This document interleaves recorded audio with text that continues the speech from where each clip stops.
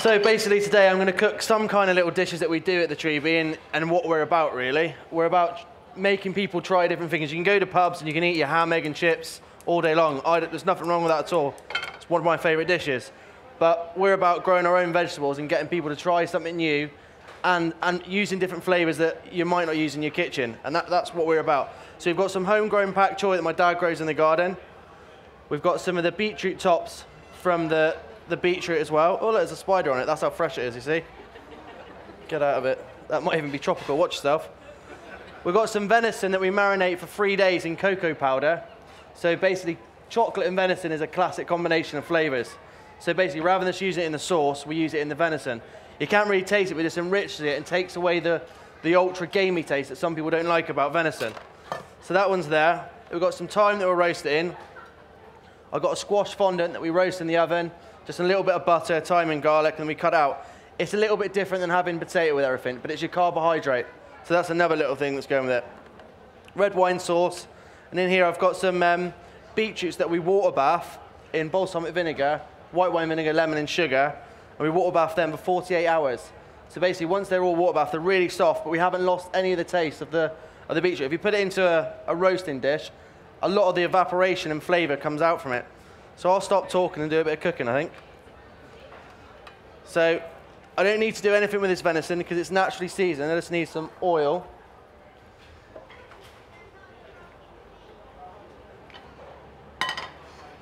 I'll go this way, actually. So what I try and do with cooking, what we try and do in the restaurant with the cooking, is keep a lot of stuff into one pan. Like you start moving loads of pans. The KP that gets unhappy. She's been there all day. That's not really that hot, but we'll go for it. Just want to get that a nice bit of colour on that. Not too hot of a pan for this. If it was a steak, you want it to be really smoking hot. So a little bit of seasoning just over it now. I'm just going to slowly let that cook. And this is what we call about one-pan dishes. You know, one-pan dish wonders. Obviously, there's a lot of mise en place that goes into the dish. We try and keep everything in one pan. So all the flavours are in that pan. I've not got another pan with something else going in. Have a little bit of thyme in there, just to infuse the oil and give it a little bit more flavour.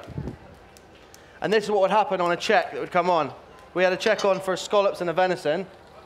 I wouldn't really be doing that much, just be shouting at people, but someone would be cooking meat on a section, and someone would be cooking fish.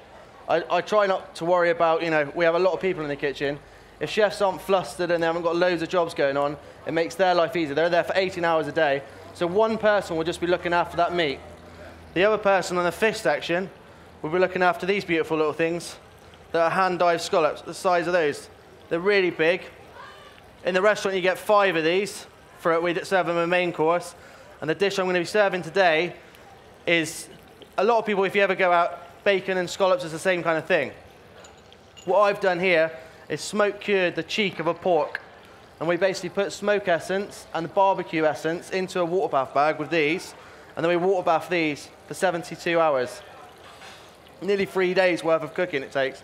But that'll be so tender, and it's there's no fat content on there at all. It just looks like a natural pork pie. So that'll just go into there. Some spoons. There we go.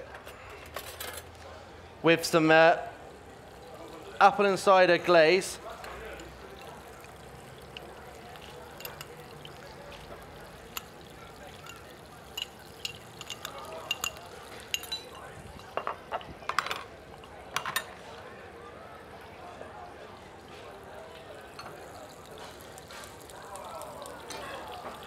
Just get that hot. That just get a little turn. If you can see the caramelization, the cocoa's cooked it. This will take in the pan about 4 minutes, and then it'll need 4 minutes to rest. Every time you cook something, it's kind of like you running after you've been for a long run, your muscles are all tense, you need to chill out a little bit. Have a tea, it's basically going to sit and have a cup of tea after we're done. And that is the most important bit about cooking meat, really, is letting your meat rest. So you just want to get a nice glaze on these pork cheeks for the scallops. And importantly, with chefs as well, the plates and the decoration of your dishes are important. You know, we look and feel about everything that goes with it. Obviously, slates from the ground, so it's naturally more adhering with the venison. And the way I think about food when I plate, is I want it to look and feel like where it's come from. So you'll see when I start getting it together. So when I get these pork cheeks nice glazed and really nice and sticky,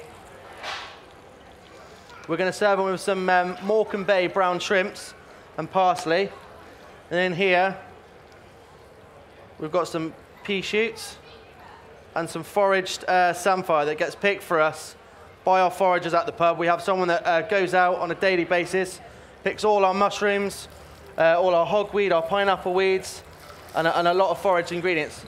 I don't pick stuff because I think it looks good. I pick it if it tastes good. And that's what it's all about with us. A lot of chefs are just chucking flowers and thing on the plate, and you kind of like push it to one side and just eat your dish. We all do it. It's like the back in the days 10 years ago where everyone had a sprig of parsley on the plate. You'd pick it up and put it to the side. It's just time to moving forward, really. So that pig cheek, I'll just take a nice glaze, and that'll take about 5 to 6 minutes to glaze up, really. The venison get one more turn. And we're just going to season this with just a little bit of lemon juice. Just acidity works our mouth. We've got 5 senses in our mouth. We've got umami, sweet, sour, sugar, and salty. And they all work. So you have to have a balance with every dish, has to have that in. It's really important.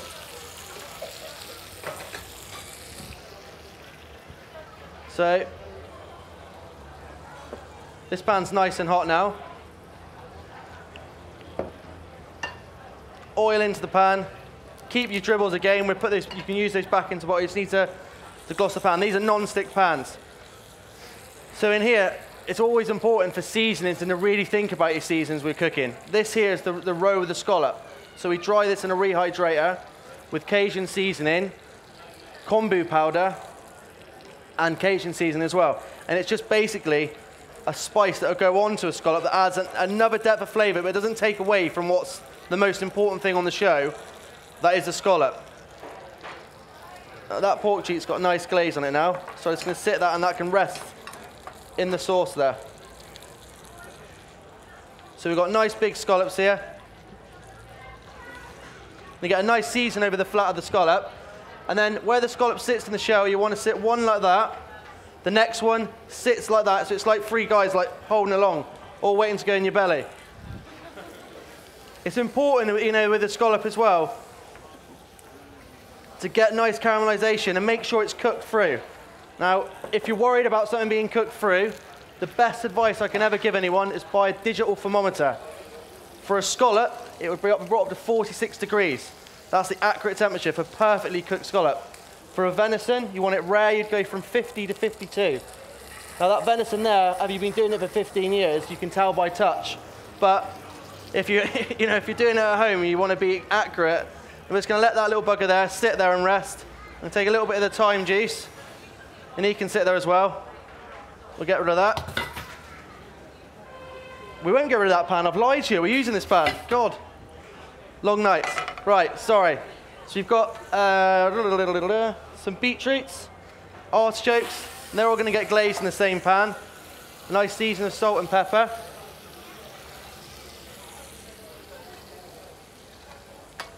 Another little squeeze of lemon juice. A little trick as well, if you've got muslin cloth at home for your lemons, we wrap them in so we don't get them again. We keep these and then we compress them down to make a lemon powder. So nothing in the kitchen gets wasted. At the end of the day, I don't want anything in the bins. I want to see empty bins, and I want to see every bit of the ingredients thought about and used. Same as the beetroot tops. A lot of chefs can't be bothered because it's not their own business. That there is just as good as spinach. Straight into the pan, a little toss. Just want to hear it just wilt down, and that'll come off and just get rested. And then basically we'll go back into there.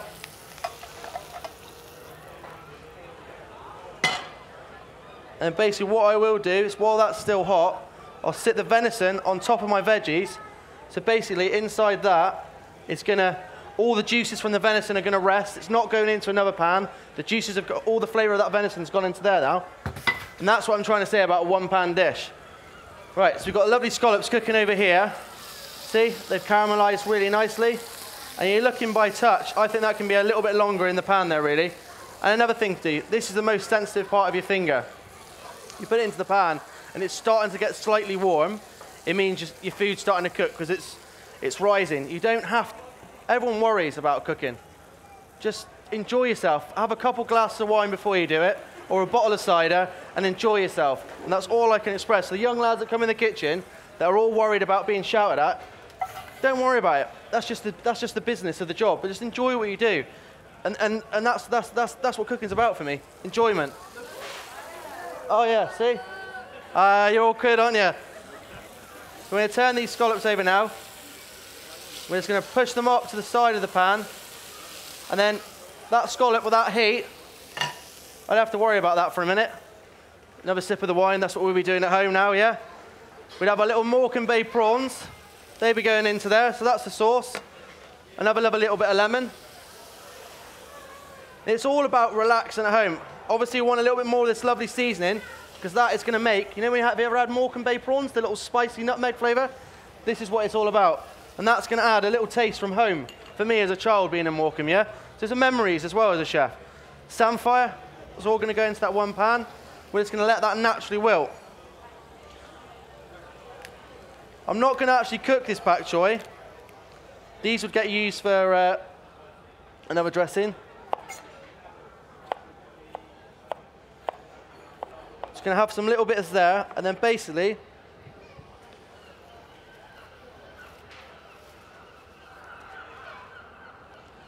I'm just going to drop that into the chute.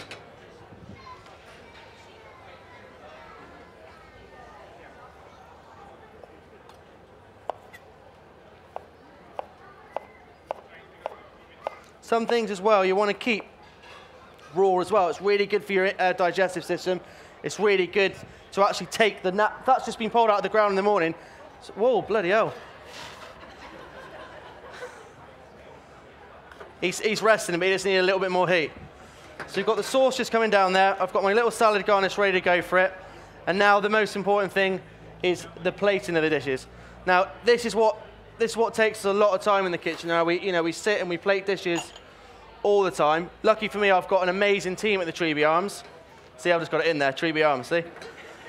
I've got an amazing team there, and that's what it's all about. You know, it's not about me cooking in the kitchen at all. You know, if I haven't got a good team behind me, you haven't got the guys that really care about what they're doing, you'll never make it in this industry. And it's all about youngsters today following this as a career. You know, it's done me really well. I've got my own business. I've got a lovely wife. I've got an amazing team, and it just proves that from going to Plymouth City College, you can achieve something if you stick your head for 15 years down and work your ass off. Oops, sorry, daytime TV. You can get someone. For me, that's what it's about, you know. I've done my time, and now it's for youngsters to come. And if anyone ever wants to come to Treby Arms and work or come for a day, we're more than willing to get people to come in. The more youngsters that come into the kitchen means in 10 years' time, when I want to go and eat when I'm retired, means I'm going to eat better food, and that's all I really care about. So we're going to start off with the scallop, and we're going to go classic with this because it's an easier way of doing it. This is a cauliflower puree I'm going to serve cold. It's a texture as well. Oh, it's cold. You've got cold food on the plate. No, it's not. It's because I've got lovely hot scallops. And my chefs, that I said were a really great team, have only given me 4 scallops, and we usually have 5. But we'll forget them today because they're amazing, aren't they? We've already told you about that. So we're going to just place these in the middle here like that.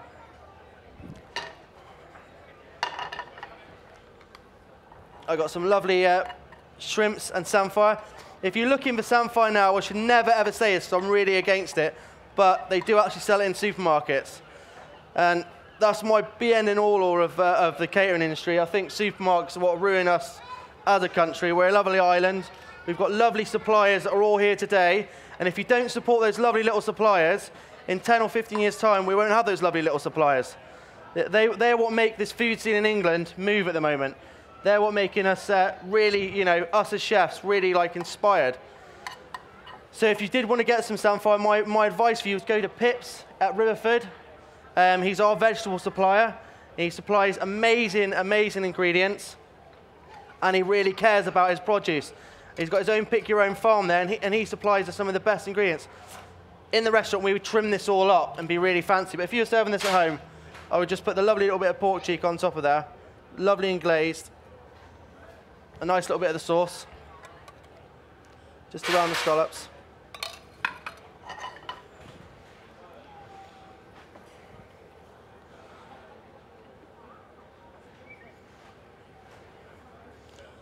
Be a little bit fancy, just And peas, ham, bacon, scallops. So rather than using fresh peas, I've got something that tastes exactly like peas. Every chef's using it at the moment. It's like your parsley again.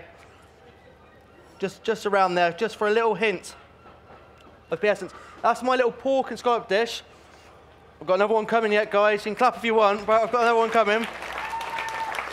We had the venison resting in the pan that caught on fire. Yeah, I know, I do make mistakes. We've got some jus in here with my fondant. I've got some little baby gems I'm just going to drop into the jus as well. Right, you don't want to eat that. Doesn't taste very good. In here, I've got everything resting. So I've got my lovely bit of venison. I've got my beetroot tops. Just pull them out.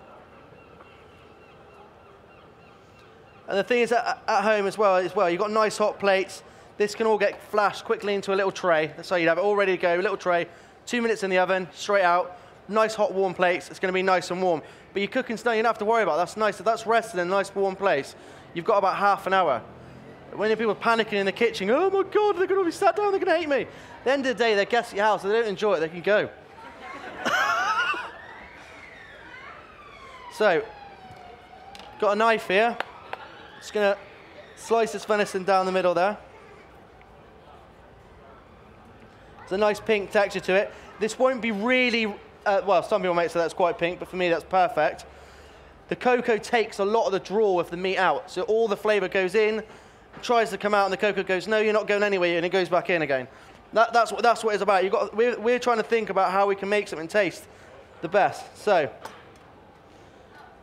I've got some beetroots, artichokes. Excuse my fingers, but God gave me these instead of spoons.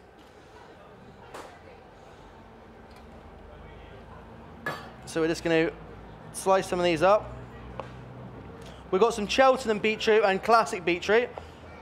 And these are all picked from our garden. This year, it's taken us 2.5 years to grow all our veg near enough. And 62 to 70% of all our stuff is cut twice a day. So if you come in and eat in the morning, our vegetables are cut first thing in the morning. And then at 5:30, they're cut again. So there's a real provenance.